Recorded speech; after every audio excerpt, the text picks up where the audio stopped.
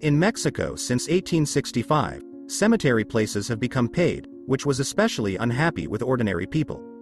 Now, if they did not pay for a place in the cemetery, 5 years later the body of the deceased was exhumed and transferred to the basement.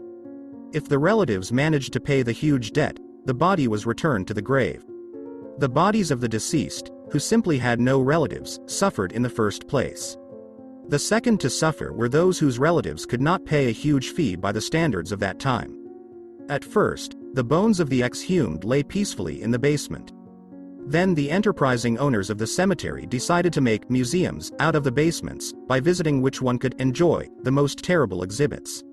Since 1969, the terrible exhibits began to be shown to eyewitnesses openly, without hiding from law enforcement agencies. The cellars were combined into a single museum that received official status. The number of bodies to be exhumed was enormous. Not all of the expelled from the cemetery were transferred to the museum. Only the most terrible bodies were selected there, which could attract attention and at the same time shock wealthy visitors. Behind the glass of the museum were placed only those corpses that did not decompose during their stay in the grave, but turned naturally into mummies.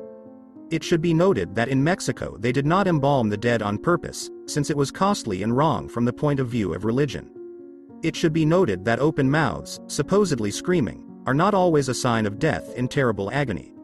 Even a calmly deceased person can get such a frightening expression if his jaw is badly tied.